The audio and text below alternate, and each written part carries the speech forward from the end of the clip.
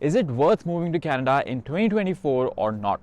There's a lot of hype about moving to Canada and immigration and Canada in general. On one hand, there are people who are super excited and all hyped up about moving to Canada and starting their dream life here. On the other hand, Canada is actually facing some serious challenges that you should be aware of. And then there's also the issue of reverse migration to the extent that has never been seen before in Canada. So what is the actual reality of Canada, and is it worth moving to Canada now or not? What's up YouTube, it's Shivansh here, welcome back to my channel, and in this video we're going to talk about just this so that you can be aware of all the different challenges that Canada is currently facing so that you can end up making an informed decision. But before we begin, please make sure to hit the like button and subscribe to my channel if you haven't already, because I post a lot of useful videos about Canada on this channel. And if you like and subscribe to my channel and share this video with your friends and family, then YouTube will show this video to a lot more people, and that will help my channel in a big way. So please make sure to do that. With that being said, let's start this video. Let's talk about some of the major challenges that immigrants and basically all Canadians are currently facing. Challenge number 4 is the most underrated one in my opinion,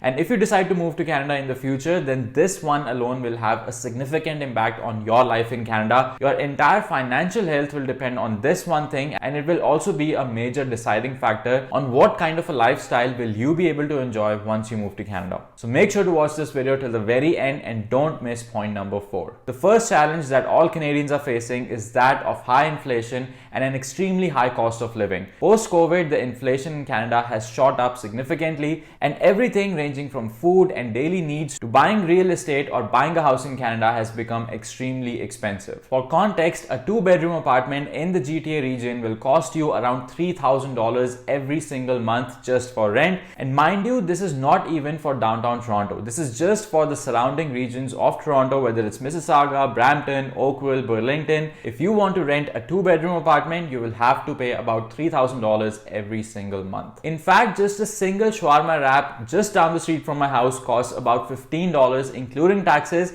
and that portion size is not even enough for one person's one-time meal. Similarly, a bag of milk can cost almost $7 depending on where you buy it from, whereas a couple of years ago the same bag of milk was only around $4.5. Now I know that inflation is a common phenomena, and as time passes, things do become more expensive over time. However, the issue with Canada is that wages or salaries have not increased enough to keep up with this rising inflation. So if you're planning to move to Canada, then you have to be prepared to spend a big chunk of your monthly salary in the form of fixed expenses or necessities, and depending on your salary, you might not even end up saving anything by the end of the month. Let me know in the comments below if you want to know some actual numbers on the cost of living between India versus cost of living in Canada, so that you can make a better decision on whether moving to Canada is the right decision for you or not. I can also give you some actual numbers on what is the minimum salary that you should have in Canada if you want to have a decent lifestyle in Canada, whether you're a single person or you're a family of 2 or more. So if you want to watch a video on this topic, then let me know in the comments below and I'll be happy to make a video for you. The next thing that you need to be aware of if you're planning to move to Canada in the near future is that social security or safety is becoming a big issue in Canada, especially in the major cities or places that have a high density of population. So in the past, we never used to hear of so many mishaps or crimes happening all around Canada, but in the recent past, the crime rates have definitely increased, at least in certain areas of Canada, whether it's thefts, stabbings, or drug-related issues, etc. Now, I'm not saying that the entire country is like that and it's not at all safe to move to Canada, but what I'm saying is that you definitely have to be more self-aware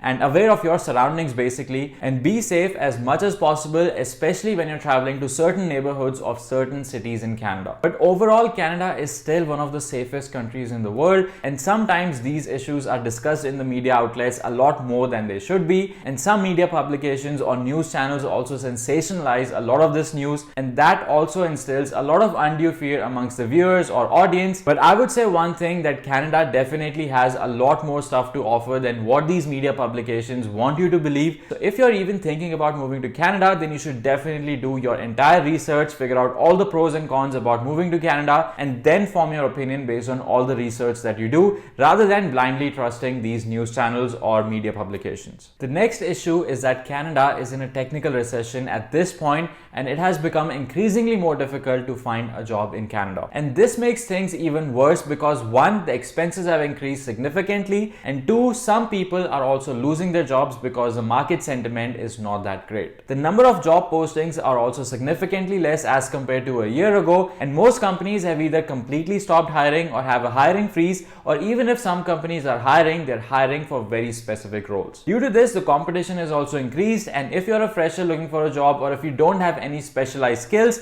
then it's going to be very tough to find a job in today's market. Similarly, international students are also having a hard time finding a part-time job in Canada, and that has also completely messed up their expenses and their calculations for studying in Canada. And a lot of students are actually complaining that it's taking them 4 to 5 months just to find a single part-time job in Canada, just because there are so many people who are looking for jobs and the vacancies are very limited. So if you're planning to move to Canada, then you should definitely think about this factor. Please do your in-depth research on the scope of your profession in Canada and the job availability in your field, so that you are both mentally and financially prepared that it might take a few months for you to find any job in Canada. Now more than ever, you might have to compromise on your job title, your industry, or in some cases you might also have to take up new skills or additional certifications just so that you can find a job in Canada sooner. So plan your move to Canada accordingly. Challenge number 4 is high taxation in Canada, and this one not too many people actually talk about, but this one factor alone can have a significant impact on your life in Canada, your lifestyle in Canada, and whether it actually makes sense for you to move to Canada or not. So if you don't already know this, the taxes in Canada are very high, whether it's the goods and services tax or the income tax. Be prepared that you will have to give away a big portion of your monthly salary to the government in the form of these taxes. For example, if you go to a store and you want to buy a pair of shoes that cost $100, then you will also have to pay a 13% tax on top of it, so your total cost will be $113. And it's the same story all across the different provinces of Canada. Some provinces such as Alberta have a lower tax rate, which is 5%, but other than that, pretty much every other province has a higher tax rate on goods and services. Now, as far as the income tax is concerned, it varies depending on your exact salary and the tax bracket that you fall in. But let's just say if you earn a $100,000 salary in Canada, which is actually a pretty good salary for most professions in Canada, and it's not that easy to attain that, then you will have to pay about $30,000 between your federal and provincial taxes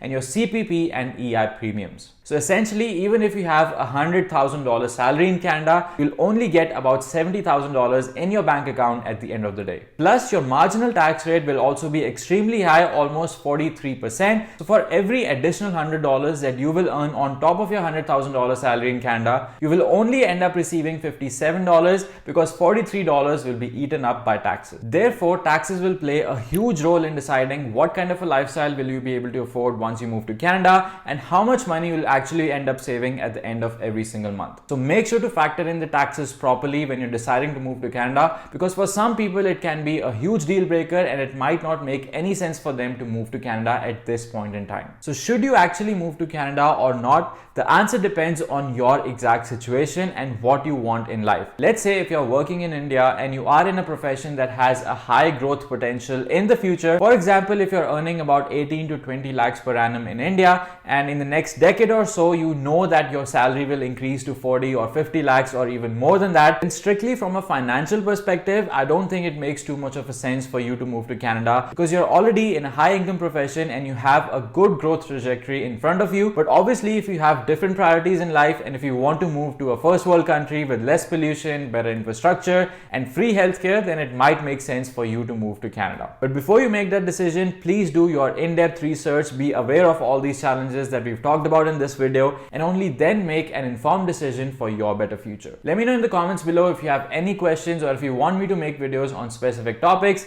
I hope you guys found this video to be useful. Please make sure to give this video a big thumbs up and subscribe to my channel if you haven't already. You can also follow me on Instagram at Singla119 because I have a lot of informative content on Instagram as well. With that being said, I'll see you guys in the next video. Bye.